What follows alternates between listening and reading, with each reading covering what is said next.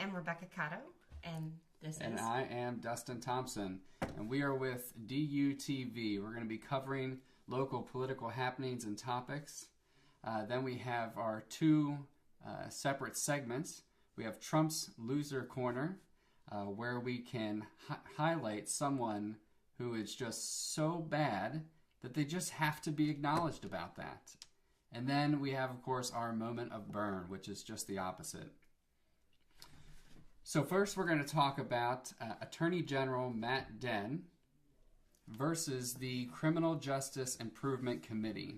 So for those who don't know, we have two forces in Delaware. One is rewriting our criminal code, completely reforming that from top to bottom. That is our Criminal Justice Improvement Committee. And then we have Attorney General Matt Denn, who's coming back and he's doing sweeping drug reform. So let's start with the Criminal Justice Improvement Committee, their criminal reform code. A couple things that they're wanting to do is to change bail requirements, the whole bail system actually, so people will be able to get out of jail sooner without paying. So those who cannot afford to pay for their extensive bail funds will be able to get out if they're not a threat to the community.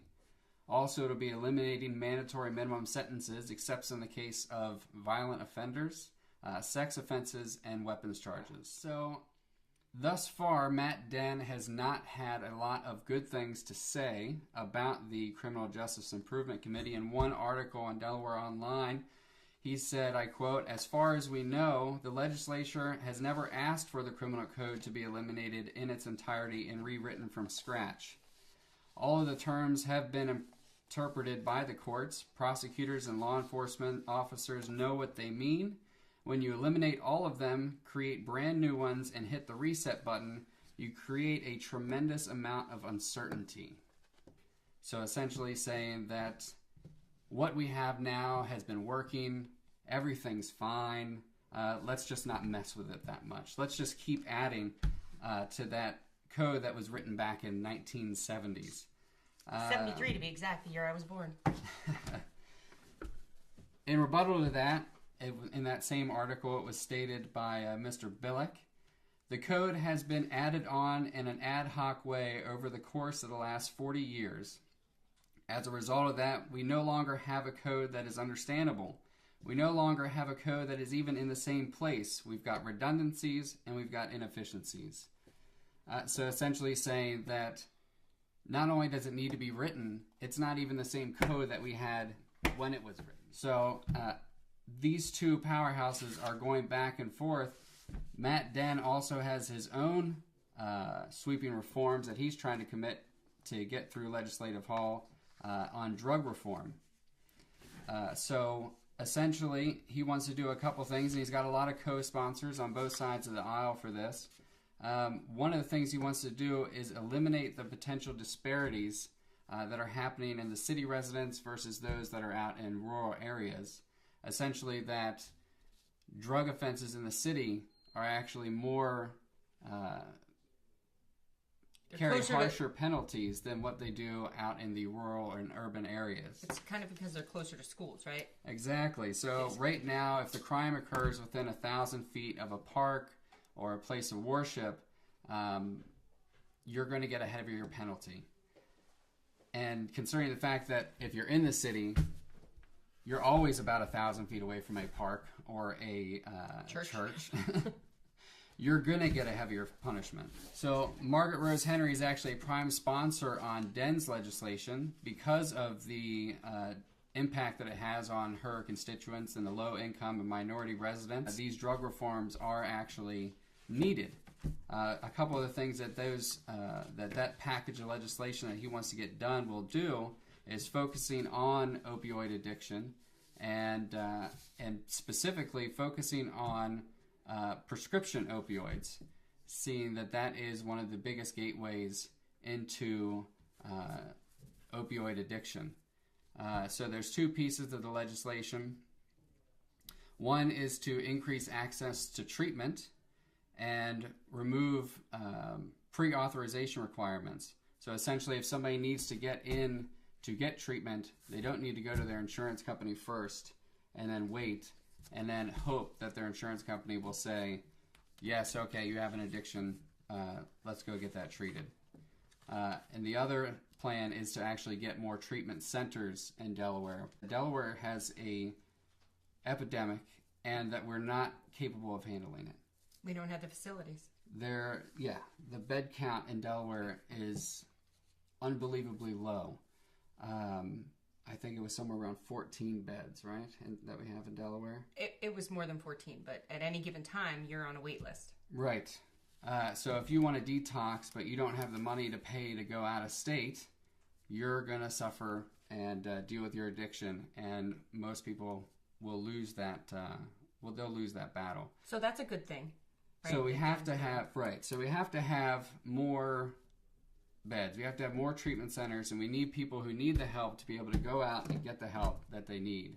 And so nobody's saying that one of these packages is worse or better than the other. And the idea that they can't come together on this. Well, what was curious to me was the fact that Denn wasn't even willing. This came up. This was actually ordered by the state legislation to redo the code. Not quite the way that Den said he is correct in saying that. Den and his staff declined invitations to participate in the code rewriting process and warned that the new code would create too much uncertainty and public safety risk. Instead, Den is advocating for the much narrower changes that would apply only to drug crimes. So forget the fact that if you steal a loaf of bread versus, I don't even know what, it doesn't make any sense. The whole code is so old, and I don't know why he wouldn't go in on this. That's the most curious thing to me, is why he wouldn't be part of the team, which is made up of Justice Leo Strine, as well as defense attorneys, judges, and I know they hired a gentleman from the Mid-Atlantic region, part of a university, to help them rewrite this legislation.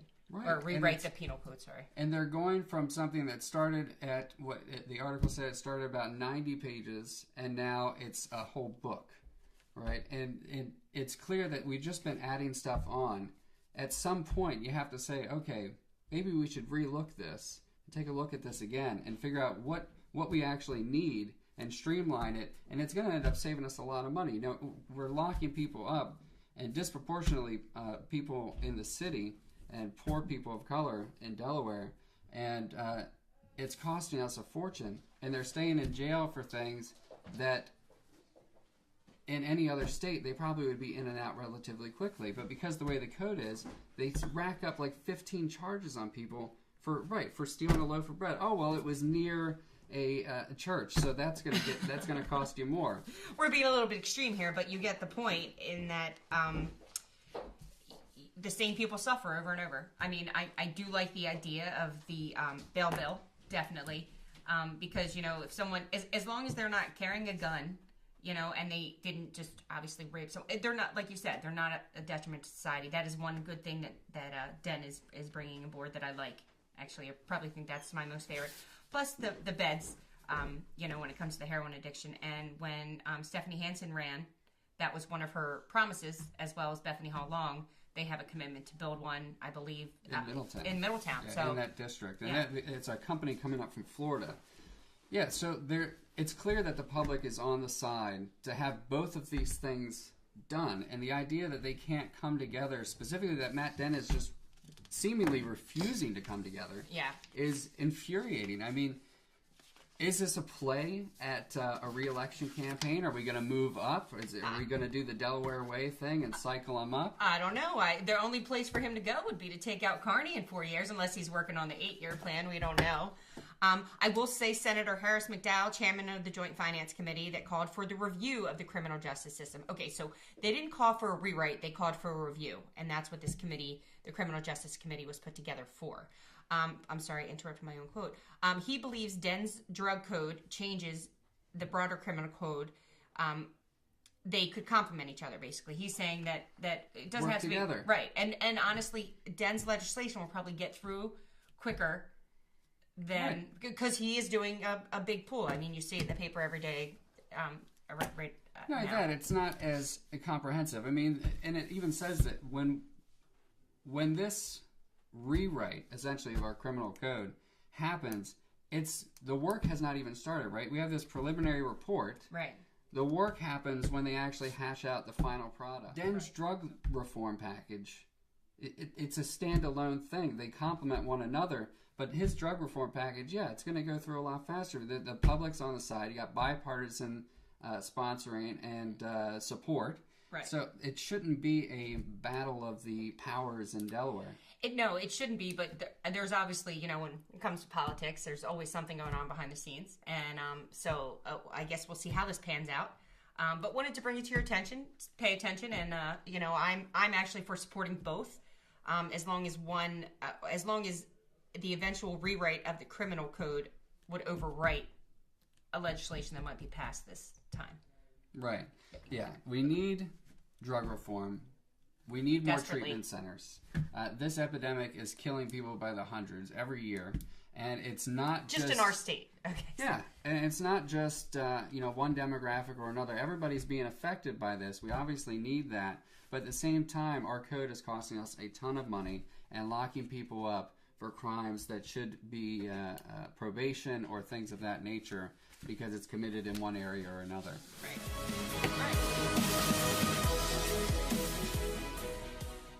Hi, I am Rebecca Cotto, and this is...